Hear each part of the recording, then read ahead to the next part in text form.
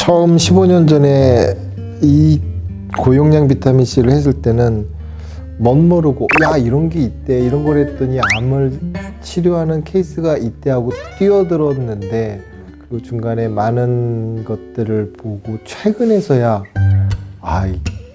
우리가 현재 알려진 게 원래 비타민 C의 10%도 안 되겠다는 느낌이 확 들었습니다.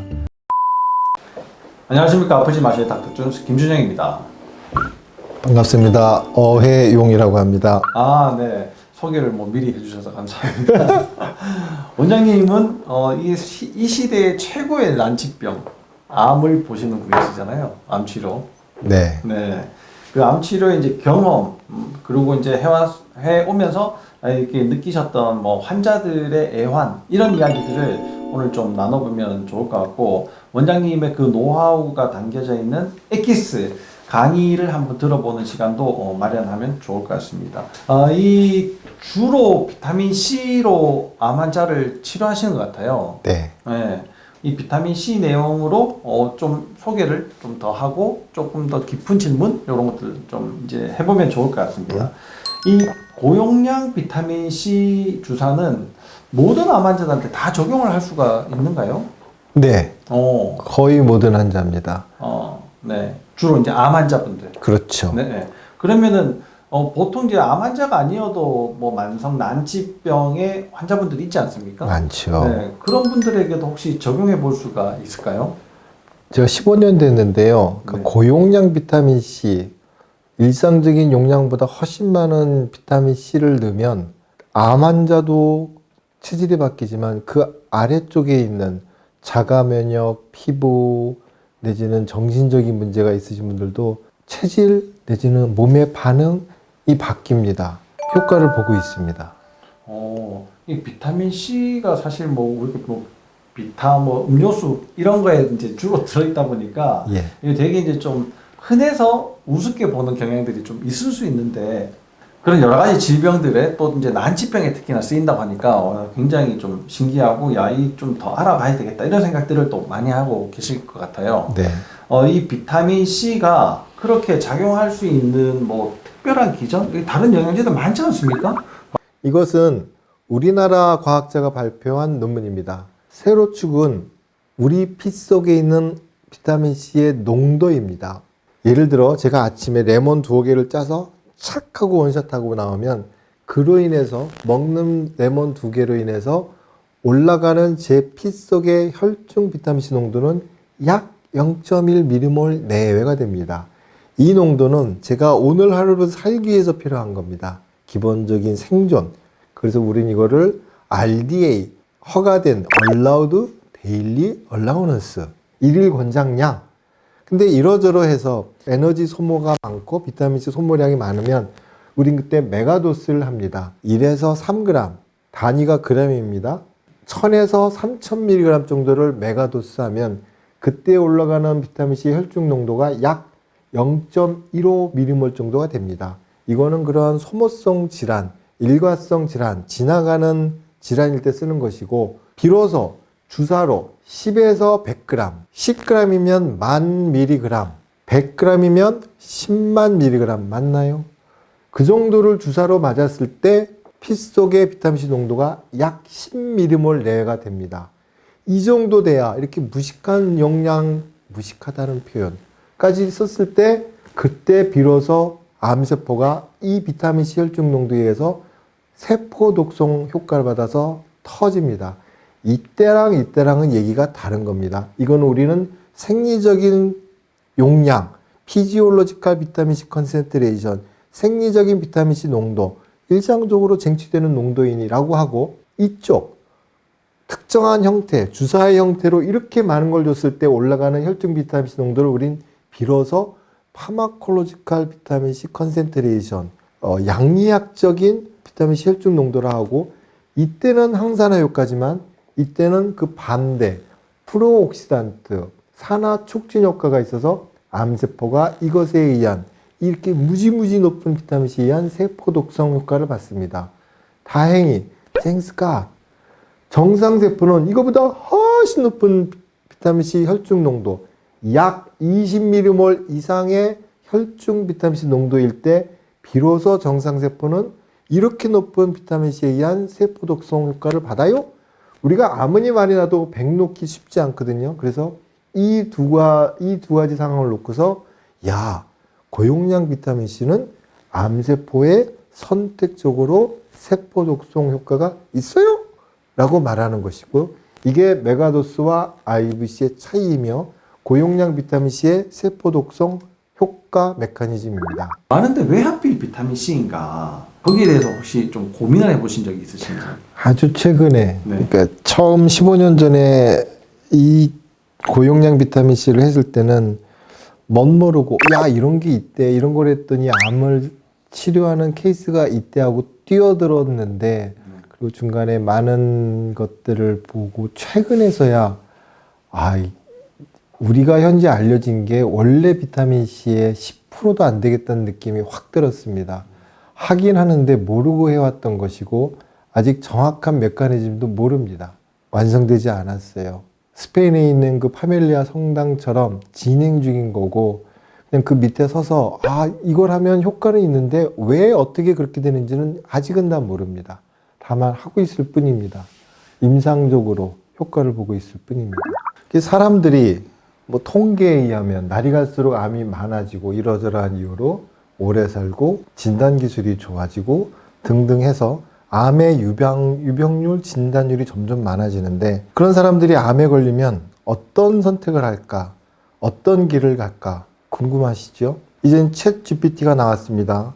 암에 걸리면 뭘 해야 될까? 그러면 아주 정답을 일목요연하게 정리해 줍니다. 구글도 좋지요. 네이버도 좋지요. 한글 버전으로 초록색 검색창에 암, 그리고 사람들이 암 걸리면 제일 먼저 얘기하는 암에 좋은 그 무엇 먹을까요? 암을 치료하는 음식은 뭘까요? 에 대해서 검색을 하면 한국어로 된 책만 700권이 넘습니다. 나는 뭘 먹었다. 난 뭘 안 먹었다. 난 굶었다. 난 생식을 했다. 난 끓여 먹었다. 물을 먹었다. 이걸 다 알아야 암을 정복할 수 있을까요? 또는 이 내용 중에 서로 상충하는 것도 많습니다. 그럼 일반인들은 처음에는 이거 하나 볼 때는 그럼직하다가 점점 보면 볼수록 더 많은 내용이 있고 헷갈리기 시작합니다. 뭐가 뭔지 모르겠습니다. 누구는 약팔이를 하기도 하죠. 그래서 이제 암 난민이라는 말이 나오기 시작합니다. 정보는 많은데 어느 것이 과연 나한테 이 상황에 나에게 적절한가, 나를 위한 것인가, 나한테 약을 팔고 베껴 먹는 게 아니라 나를 위한 지식인지 지혜인지 알 수가 없다. 헤매기 시작하죠. 보시는 사진은 오늘의 저를 있게 한 어느 환자분, 저에게 목숨을 맡기고 암을 치료해달라고 하셨던 목숨을 담보로 저를 가리키신 어느 환우분이 당신이 하루에 먹는 영양제를 찍어온 겁니다. 10년 전 사진입니다.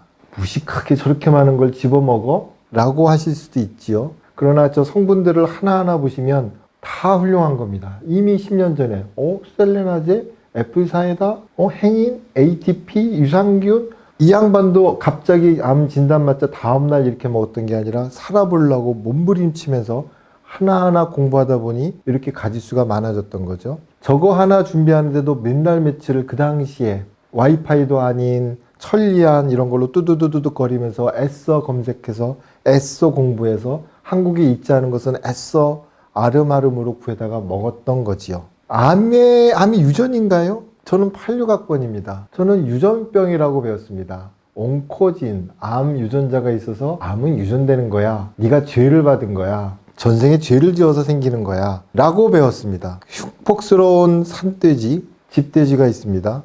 이 돼지들의 유전자는 같나요? 다르나요? 대답해 보세요. 잘 몰라요? 바나나입니다.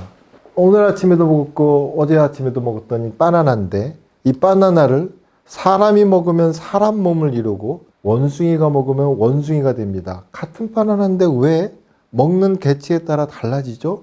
왜 결과가 다르죠? 우리 속담에 콩 심은데 콩 난단 말이 있어요. 당연하지. 팥 심은데 팥 나지. 당연한데 그렇지 않다. 콩 심은데 팥 난다. 팥 심은데 콩이 날 수도 있다라고 말한 과학자가 있습니다. 닥터 세이필드. 이제는 유명해졌죠. 초창기에는 그 옛날 갈릴레오가 그랬던 것처럼 지탄의 대상이었죠. 그가 쓴 책입니다. 대사질환으로서의 암, 암이 유전병이 아니라 전생에 죄를 진 게 아니라 조상 묘자리를 잘못 쓴 게 아니라 후생학적으로 태어나서 내가 살다가 내 몸의 살림살이를 내가 잘못해서 생긴 대사의 질환이다. 고혈압 당뇨처럼 대사의 질환이다. 저 두툼하고 어려운 책의 가장 핵심, 이제는 여러 군데서 여러분들이 말하는 그 한 장의 실험입니다. 보시기에 좋아 보이죠? 초록색은 정상세포, 정상핵, 정상 미토콘드리아. 미토콘드리아 그러면 어렵나요? 세포의 대사를 하는 것이 미토콘드리아. 빨간 놈은 암입니다. 암의 핵, 암의 씨앗, 암의 정보죠. 미토콘드리아 또는 미토콘드리아가 품고 있는 세포질, 암의 대사, 암의 살림살이. 암을 배양하면 암세포죠. 여기서부터 3번과 4번이 재미있는 실험이죠. 정상밭에, 정상세포질에, 정상 미토콘드리아가 있는 곳에 암의 씨앗, 암의 정보, 암의 핵을 넣으면 뭐가 될까요? 씨앗이 암인데, 씨앗이 저주받은 놈인데, 살림살이가, 세포질이, 대사가, 미토콘드리아가 정상이니 정상세포예요. 어라? 그 반대는 밭이, 세포질이, 미토콘드리아가, 살림살이아가 암이라면 거기에 암의 씨앗, 암의 정보, 암의 DNA를 심으면 뭐가 될까? 씨앗이 정상세포인데 살림살이가 정상이면, 대사가 정상이면, 내진 그 반대면 그거에 따라서 결과물이 달라지더라. 아까 물어봐 드린 것처럼 하나의 바나나임에도 불구하고 그 결과물이 다른 것은 세포질과 그 안에 있는 핵, 정보와 에너지의 운영에 따라서 다르다. 내가 조절할 수 있다. 그 누군가 얘기했던 것처럼 신은 우리에게 자유의지를 줬던 거죠. 네가 결정할 수 있다. 이러한 것을 확대 재생산하면서 이제 기존에 있는 항암 방사선 수술이 싫어서 아침에 무슨 연속극을 보니까 그 이쁘던 여자 주인공이 백혈병에 걸려서 허옇게 말라 죽어가는 게 싫어. 그래서 이러저러해서 사람들이 그런 치료에 대해서 약간 어떤 거부감이랄까 두려움이 있어서 대안을 찾습니다. 꼭 저래야 할까? 저거 말고 방법이 없을까? 그래서 많은 사람들이 찾기 시작했고 그중에 대표적인 사람 제임 맥클랜드라는 영국 사람이에요. 물리치료사인가? 자기가 암이 걸렸을 때 이렇게 초록색 창에 암에 좋은 음식은 무엇일까요? 묻지 않고 하나하나에 대해서 어떤 치료법 하나하나에 대해서 물질에 대해서 의사 뺨치게 많은 공부를 하고 거기에 레퍼런스를 정리해서 그걸 자기 몸에 적응했던 것이죠. 그리고 책을 썼어요. 암을 또는 암만 굶겨 죽이는 법. 이것이 한글판으로 번역이 됐고 많은 사람들이 열광을 했고 그것을 공부하는 환자들도 있었고 그를 돕는 의사들의 모임도 있었고 그것이 지금도 유지되고 있죠. 한글판 책도 나왔죠. 이 책의 핵심은 암세포도 우리 정상세포처럼 단백질, 지방, 탄수화물을 먹고 대사하는 세포이니 그들의 암세포의 대사를 끊으면 얘가 죽지 않을까? 그래서 그 각각의 지방 대사, 탄수화물 대사, 단백질 대사를 끊는 어떤 물질들을 찾아냈던 거죠. 일부는 우리가 이미 알고 있는 거. 메트폴민 아시죠? 당뇨약으로 아주 유명한 베스트셀러입니다. 비타민C, B16 이런 것들이 이런 암의 대사를, 살림살이를, 먹거리를 차단하니 이걸로 암만 굶겨 죽일 수 있지 않을까 했던 것이고 이제는 돌아가셨죠. 어느 유명한 사람이 자기가 암이 걸렸을 때 기생충약을 먹었어요. 그것도 사람용이 아닌 개 기생충을 먹었어요. 쟤는 기생충약을 먹었대. 거봐라. 그러니까 그랬지라고들 했지요. 그러나 이 개기생충약은 원래 개기생충약이 아니에요. 어느 세포의 분해 단계, 분열 단계를 끊어주니 개기생충약으로도 썼던 것이죠. 그것이 암 환자, 암세포에 확대해서 쓸 수 있었던 것이죠. 그래서 많은 분들이 막 어떻게 해서 공부를 무시무시하게 해서 암을 굶겨 죽이는 어떤 대사질환, 대사치료제를 어렵게 해서 그걸 먹기 시작했는데 어느 날 환자분들이 이렇게 몽땅 들고 왔어요. 항암이 싫어서, 방사선이 싫어서, 기존의 그 많은 약물들이 싫어서 대안을 찾아서 이거다! COC 프로토콜이다! 그래서 열심히 했는데 해놓고 보니까 뭐지? 기존 것과 크게 다르지 않은 또 다른 약물에 취해가는 자기를 보고 이게 아니지 않나? 뭐가 잘못되지 않았는가 하고 와서 길을 잃었다는 표현을 쓰시는 분이 있었습니다. 제가 의사 생활을 하면서 특히 암 환자를 보면서 받았던 수십 가지, 수백 가지 질문 중에 가장 아팠던 질문이 이겁니다. 너 의사, 정보가 많고 경험이 많은 너 의사, 네가 또는 네 가족이 암이 걸리면 어떤 선택을 할래? 듣자 하니 너네 의사들은 항암 안 한다며? 라는 질문을 받았을 때 단순히 그냥 기계적으로 처방하다가 그 질문을 받고 한번 생각해보니 움찔했죠. 그래서 이제는 많은 사람들이 이런 책들, 이른바 기능의학을 하는 사람들 커뮤니티에 가면 의사한테 속지 맙시다 하면서 이런 책들을 서로 보고 있어요. 의사를 믿지 말아야 되는 이유, 의사한테 살해당하지 않는 이유 등등등등 이런 공부들을 한 사람들이 있어요. 지금도 많아요. 이런 말들도 해요. 하마터면 의사 말대로 했으면 죽을 뻔했어요. 대체요법, 보완요법, 통합요법, 영양 뭐라고 불러도 좋아요. 기존의 표준치료 내지는 현재 이 시점에서 받아들여지고 있는 상식적인 치료 가로 열고 상식은 변해요. 가로 닫고 수술, 항암, 방사선 이외의 그 모든 치료가 있는데 요즘 분들은 그 이외의 치료법들을 참 많이 하고 있습니다. 통계에 의하면 10중에 8, 9명은 이런 물 먹든지 온열을 하든지 차동을 하든지 산속으로 들어간지 무슨 절에 가서 똥뚝간에서 똥을 먹든지 그 어떤 방법이든지 뭔가를 하고 있고 더 치명적이고 더 안타까운 것은 그들이 자기가 하고 있는 그 보완 치료에 대해서 자기의 주치의에게 말도 안 한다. 가서 얘기해봐야 먹지 말라고 할 게 뻔하니 나는 죽기 살기로 갔는데 대학에 있는 그 유수한 유명한 교수님들은 나를 안 쳐다보고 나는 죽동말동하는 암인데 감기 치료만큼도 대접을 못 해준다. 배려를 안 한다. 상황이야 그럴 수 있지만 나는 그렇다.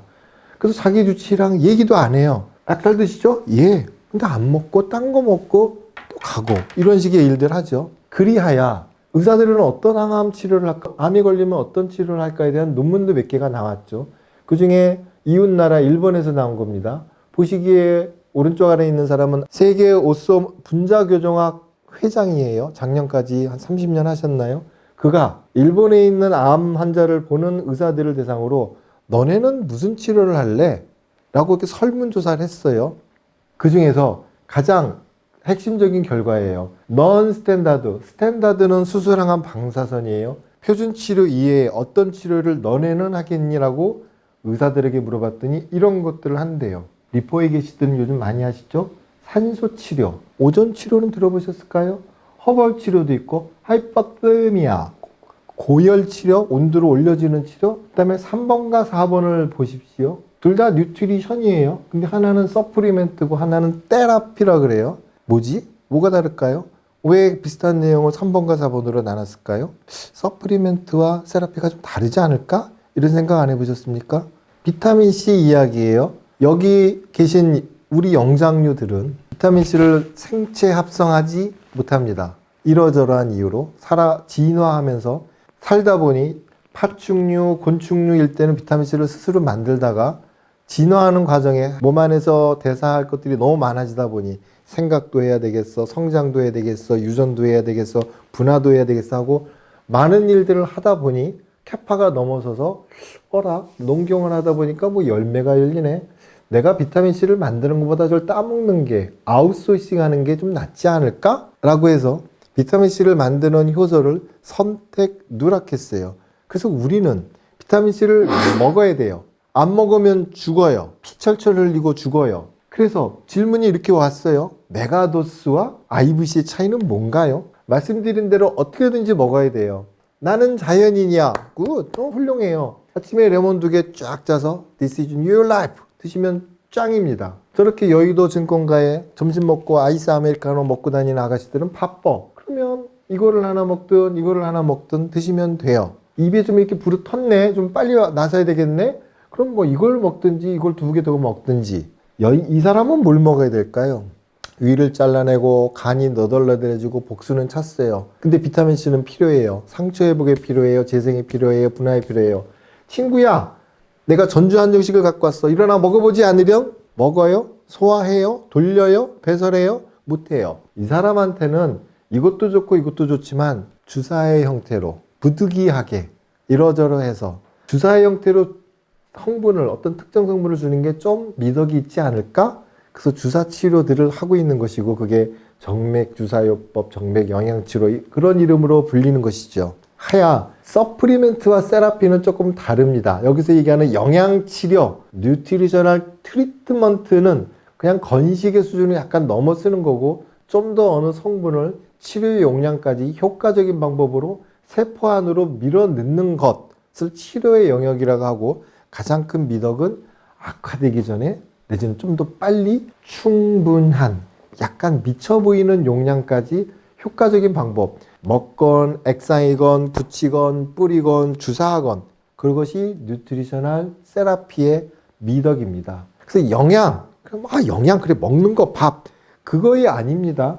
목적이 두 가지로 나눠요. 영양치료 여기는 서프리멘트예요. 여기는 세라피예요.